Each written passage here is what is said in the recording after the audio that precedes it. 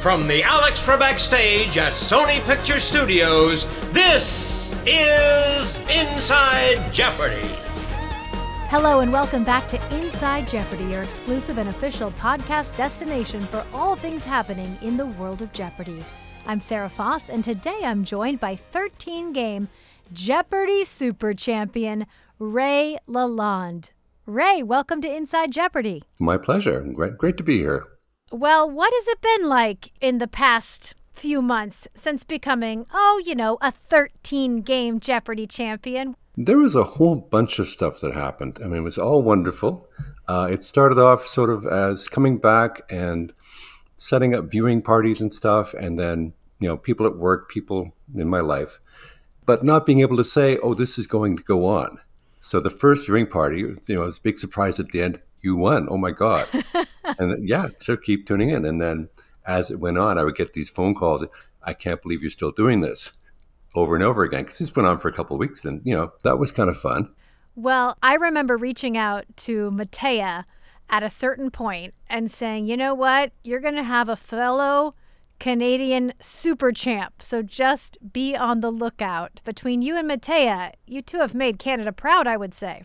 A lot of attention. Yeah, it was actually quite fun. I did get a lot of local news, radio, TV, the papers. I was surprised that there was so much attention. I thought, Matea had stolen all that thunder by being so great. And I was just like another one.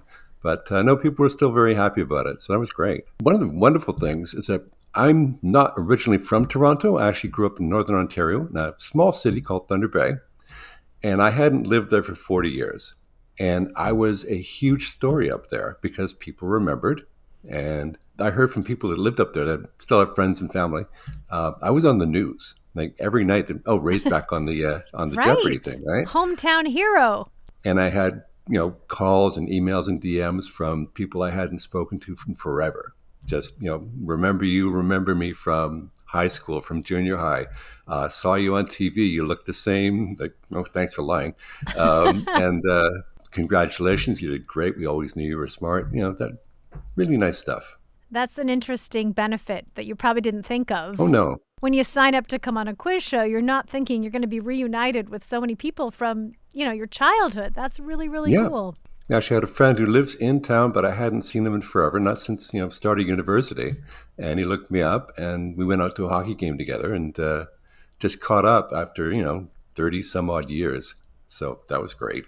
Tell me about your Jeopardy journey. I know every champion has a different story, but, how long have you been trying to get on the show? What was the process like from when you first kind of had a dream to be a contestant to when you made it on the Alex Trebek stage? I think it's probably, I'm going to say 20 years. It's the first time I actually applied to be on the show. And, it's the sort of thing you take the test and you don't know. And sometimes they call you back and sometimes they don't. And so I think this is my third time getting called back, but I've probably taken the test, 11, 12 times. Were there times when you took the test when you thought, probably not my best performance? Oh, for sure. Because I think that's something we always try to talk to prospective contestants about. It's just like watching the show. You can watch some nights and be, oh yeah, I'm a Jeopardy champion. And other nights you might think, I got to do a little more studying. I think it's the same with the Anytime test. And that is why we encourage people to take it, over and over again, even if you don't get the call that first time. Definitely. There have been times when I thought, okay, I aced this thing. I was so good. And there were times I thought, oh, maybe not this time. And so you just shake it off and you try again. So you get that call. You're officially coming to Los Angeles. What do you do, in those weeks leading up to that? How do you wrap your head around it, prepare? What was your process like? It actually went by pretty quick. I think it was, it was 3 or 4 weeks or something I got ahead of time. And so it was making travel arrangements, hotels, getting all your dry cleaning done, all the things you have to remember to, You have to bring a lot of wardrobe, yes. Yeah, all that stuff. And so it actually passed pretty quick. And then in spare time, you do try and bone up on myself. It was state capitals, American history, that sort of thing. That's I'm not entirely strong at, but they do come up a lot. Although we do marvel at the way Canadians know so much about American history and American geography. It really is quite impressive. I don't know that it would be the same if we reversed it. Well, they say it's, an elephant sleeping next to a mouse. Like the mouse pays a lot more attention to the elephant than vice versa. That makes sense. So when you were first on the show, day one, you're introduced as a scenic artist from Toronto, Ontario, Canada. The lights are on. You're about to play Jeopardy. And before you know it, you're declared a Jeopardy champion. You know, there's only one time in your life when you hear that for the very first time. What was that moment like for you? Shocking and surreal. I think at that point, it was later on in the afternoon in the taping day. And so I'd been wired since, the night before, really, like everybody else there.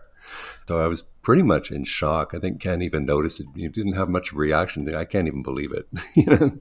Right. And then it happened again. And then mercifully the day was over and I got to go home and kind of come to terms with it. But wow. Yeah, it's a long day. I mean, you guys are there early. Obviously, there's the briefing, there's the rehearsal, and then the waiting game of whether you'll be in the first game or the second game, the third, the fourth, or even the fifth. So you come back and you know you're going to be in the first game, at least for your second appearance. But Yep. that's 5 games in a row that you then have to play. Talk about the stamina that takes to really, do it over and over again. All of us at home get a full day to recover from our Jeopardy outing. You have just about 20 to 30 minutes. It is a long day, and I think you understand these chess champions that have to concentrate for hours and hours on end, and then at the end of the day, they're exhausted. It's very much like that. At the end of that day, the second day, for sure, I went home. I think I went to the hotel. I ate something. I think I went right to bed. Couldn't have been 8:30. It was just, okay, boom, and wake up the next day. Actually, it's something I've been very conscious of in getting ready to come back is I've been sort of trying to incorporate a certain amount of aerobics into my schedule just because, that's going to be a valuable thing to have during a taping session. Yeah, so many of our champions, they talk about their stretches they do. James Holzhauer is known to do a lot of stretching because not only the physical challenge, the mental challenge. So I think any kind of preparation you can do in any of those areas will go a long way. Absolutely. And then, meditation as well, just to be able to clear your mind and just sort of focus on the next thing in front of you. That's, which an ordinary run of things, you let yourself get pretty cloudy. And up on that stage, it's not a good thing. No, certainly not. So you leave us after 2 days. You get to go back to Canada and you have this secret. You've won all these games on Jeopardy. You can't really tell anybody about it. And you go back to your normal life, but life has changed in a huge way for you. What's that like? Yeah, it's like walking around with a really great secret. Just before Christmas, something cool is going to happen. You guys don't know about it yet, but here it comes. Yeah, so that was, I don't think I hid the smile too much, walking around with that. And of course, my boss knew because he had to give me the time off to come back again. And so at that point, I've been down, I've gone back again. You can put 2 and 2 together. Oh, you did pretty well. Yeah, you're not just going to Los Angeles for a tourist trip. You're going back to Jeopardy, which is always a good sign. Now, you're not allowed to tell a lot of people. I have to know, was your twin brother, who you had let us know at one point was in the same Jeopardy audition process, was he in on the secret? Did he know just how well you were doing while it was happening? I spoke to him actually while I was down there. I called him from the hotel. So he knew some of it, and I have a very big family, and so everybody knew something. And so they knew I'd been on, and they knew that it had been more than one game. But I don't think I actually let everything out of the bag until it actually happened. All right. Now, any update on getting him on Jeopardy? Do we know how he's doing? Is he in the pool? I don't know that. Okay. I mean, I think I would have heard if they called him and said, Sure. Let's do the audition and the interview. So I'm assuming that hasn't happened for him yet. So, still fingers crossed. Fingers crossed. I mean, if he's as good a Lalonde as this one, then we're in for another great champion. He's a pretty smart guy. Yes, he is. I think at one point you said he was the smartest sibling. Was that accurate? Did I remember that? I would have said he was smarter than I am. Okay. I have some smart brothers. I mean, Ron is a PhD, but so are 2 of my other brothers. Wow. So, yeah. What did your parents do? My goodness. I want some tips. My mom took us to the library pretty much every weekend, and we would come back with a stack of books, and that was always encouraged. We always had stuff around the house that was interesting and hobbies and whatever, but Yeah, we're very much, encouraged to pursue our interests. So, not a PhD for you, but you go No, into scenic artistry. How did that career path happen for you? by accident, as many do. Yes. I was actually working in renovations and construction, but in a lot of the decorative arts. And I was working with a fellow who ended up working for a commercial company. And they were doing a commercial for Ferrero Rocher chocolate. And it was a European ballroom, and there was gilding and marbling, and it was just sort of, luxurious decor for this thing. And they needed somebody to come in, and because they were way behind with the construction, and somebody who could come in and do marbling and gilding and all the various crafty things, which I had sort of made a specialty of at that point in my career. And it was okay, you can come in for 5 days in a row, work every hour that God gives you, and make a bunch of money. And I went in, I had a really good time. And then they kept on calling me back for other projects. And all of a sudden, it was like, we don't have a foreman for this next thing. Would you like to be our employee and run this job for us? And yes, I would. And so I gave up my other career and sort of went into that. And from there, I went into television and movies. Well, I know when you came to the Alex Trebek stage, our set designers were very happy that you said, our set was durable, the podium was very solid, well made, you were impressed. I'm sure we'll be getting a new set in the coming years. Anything you see, just from an outside perspective, anything you see as what we need on the Jeopardy set? As an improvement, I don't know. I mean, they looked very nice when I was up there. I mean, even in person, sometimes in person TV things don't look terrific, but it was very, polished and shiny, and everything was in its place. So, yeah, no criticisms there. All right. Well, we know you're coming back to see it. And I have to ask, that's one of the great things when you do win that fifth game. Not that the rest isn't exciting, it is, but you do have that guarantee that you will be back for the Tournament of Champions. Mm-hmm. So when you do leave, you know that you're coming back. What's that feeling like to know that you haven't played your last game of Jeopardy? Well, that's lovely. As I said down at the time, it was such a wonderful experience I had down there with all the people there, everybody I met. It was just wall-to-wall niceness from everyone. And so it couldn't have been a better experience. So the opportunity to have that happen to you again, I mean, that's just great. Well, and you came in kind of mid-season. So you had seen some of the super champs and, then you saw Ben and Hannah after yourself. Mm-hmm. So as you're kind of starting to see the Tournament of Champions field take place, what's going through your mind as you're seeing these other competitors kind of line up? I'm thinking I'm going to have to work very hard to stay up with these people. They're very, very bright and very, very fast.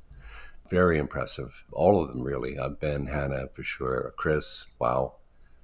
So even to be in that field is, I think I'm over my head a bit, but I'm going to put on a good show. I'll try my best anyway. Well, the good thing about the Tournament of Champions, I think from a contestant perspective, is that, if you make it to the finals, you have a little more time. You have that first to 3 wins. So it's not the 2-game total point affair.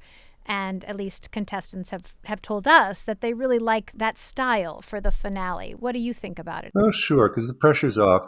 If you have one bad day, it's not the end of your world.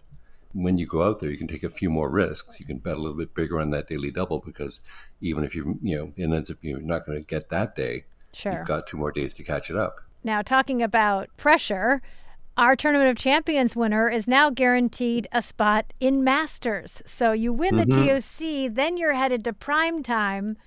What's it like to think about that opportunity and getting to compete against some of the other Jeopardy masters? Well, I think that'd be getting ahead of myself, to be honest. Okay. I mean, one step at a time. If I get, through the Tournament of Champions, that'll be probably the greatest thing ever. And then, Masters would be a thing after that. But just even to be a Tournament of Champions champion, I mean, the bragging rights alone, right? Are I incredible. know. As if it's not enough of an elite club to be a Jeopardy champion, then to be a Jeopardy super champion, but to win the Tournament of Champions, I can't imagine what that feeling is like. And obviously only a few dozen know what that feeling is like. Mm-hmm. So now that the Tournament of Champions is happening, is it better to have more time to prepare? Is it a disadvantage? How does that waiting game play into everything for you? Well, there are 2 things happening there. I mean, it's a bit more time for me to bone up on a bunch of things, have a few more experiences, strengthen my weaknesses. But at the same time, I'm getting older. So, So I got to be cognizant of the fact that I have to take care of myself and stay in as good a shape as I can. I'm being a little facetious, I love it. A little Sam Buttrey-esque. I like it. And Sam is a wonderful example of, you're never, and I hear this on people talking about if I was only a little younger, I could go on the show.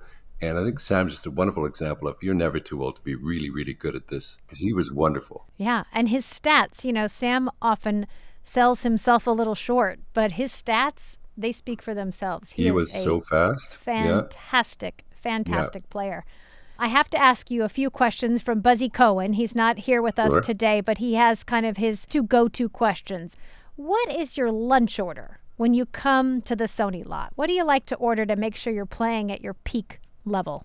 Well, it was more about convenience because we're, going back to the parking garage and sitting down at those little tin tables. Yes. But when I was there, I tended to get handhelds because that was something easy to, carry around and eat, and maybe some fries with that. So I think I got chicken sandwiches. But for choice, maybe a chicken salad.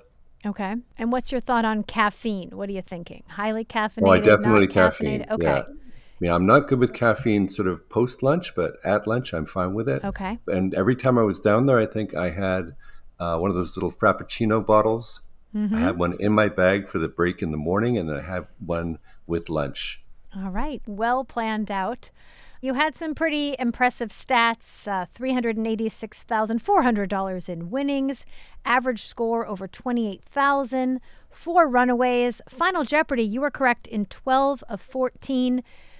Those are pretty impressive, but I have to know for you, what is your Jeopardy stat or accomplishment that you're most proud of, would you say?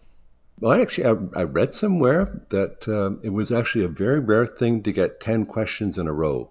Bang, yes. bang, bang, bang, bang. And I'd done that a couple of times, apparently. I mean, once again, I'm playing the game. I don't even know. And apparently this is a fairly unique thing to do. So anything I can do to stand out, sure. Well, congratulations on that. When you look back on the whole experience so far, is there a highlight for you? It's one big highlight. Every game was different. Every game was just a different type of thrill. Winning the 5th game for sure. Sure. That was, okay, wow, I did this, and then I got to come back. So that was lovely. And then, a lot of the things that happened afterwards. People on the street, people in gatherings would come up and just congratulations, and they're Canadians that are very polite. They kind of don't want to come up, but they ask permission first. And then, I hate to bother you, but I saw you on the show and I love what you did and it was great and we're really proud of you. So just this little, burst of endorphins over and over again, and it's still happening. It happened this week a couple of times. So, it's just a little benefit that you don't think you're going to get, but it's, it just enhances your life in just a number of lovely ways. Yeah, it's one of those things. If someone's going to recognize you on the street, wonderful to be recognized as a Jeopardy champion, right? Yeah. So at this point, it's more of I know you from somewhere. Ah, yes, yes. Because it was a while back. You watch Jeopardy? Yeah, okay. There we go. Yeah. Yeah, there it is. I had that for many years myself. Mm-hmm. I have to know, what is the thing you're most excited about coming back, in the overall experience? Like, I can't wait to get back and do that or experience that or be a part of that. Well, obviously play, because I like playing. I really, I think it showed when I was on that stage. I actually really enjoyed doing that. That's a heck of a rush. But also, I think just being amongst all these people I've been watching on TV now for months and months, Chris and Ben, everybody, just it'll be lovely just to get in that room with that group of people, amazing people, and just sort of rub shoulders and get to know each other. I'm really looking forward to that. And if I win, that'd be great. Well, that too. But I think just what you said, getting to be in that group is something really exciting. It's an exclusive club, and I think you'll have a lot of shared experiences to talk about. We cannot wait to welcome you back for the Tournament of Champions. Thanks for joining us on the pod. Thank you for having me. Bye for now. Bye-bye for now. Well, there you have it. I even learned some new things about Ray Lalonde. Looking forward to welcoming him back to the Alex Trebek stage. And that brings us to the end of today's show. Join us next week for my conversation with 21-game Jeopardy super champion Chris Panulo. You won't want to miss it. As always, subscribe to the podcast, rate us, leave us a comment, share across social, and follow us at Jeopardy on Instagram, on Facebook, on YouTube, on TikTok, on Threads, and on X, formerly known as Twitter, and send us your questions to InsideJeopardyPodcast@gmail.com. We'll see you next week.